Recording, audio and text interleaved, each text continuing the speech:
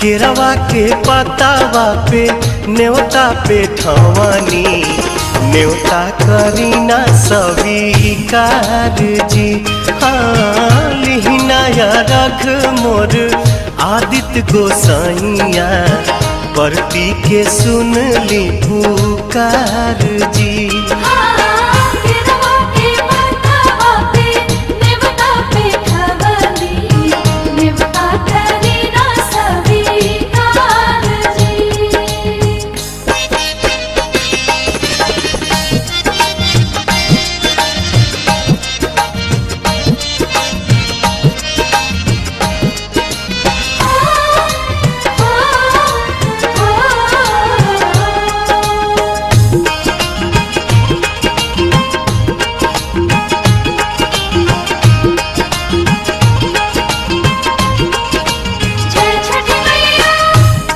हम अरघ दुनो बेरा आदित्य तोहे सझिया फजीरे।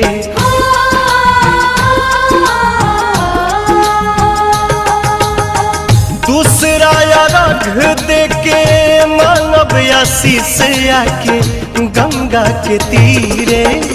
दिन के सहैया रौवे रोग हरैया जी रौवे से जग में जोर जी। हाँ केरवा के पतावा पे न्योता पे ठवानी न्योता करीना स्वीकार जी।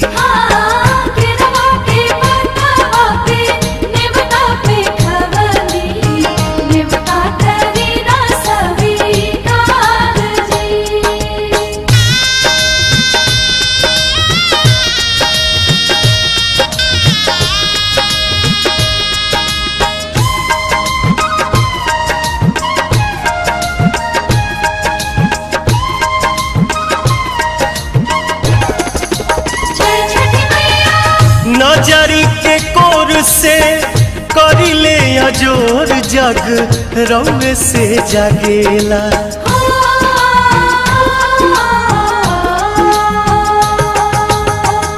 रौवे से रात होला रौवे से दिन काल चक्र चलेला।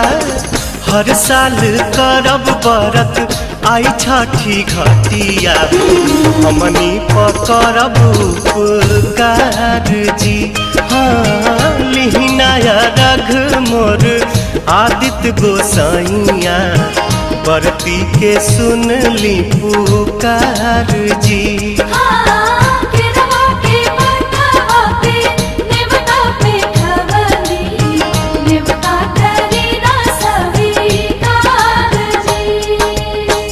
केरवा के पतावा पे न्योता पे ठवानी न्योता करीना स्वीकार जी।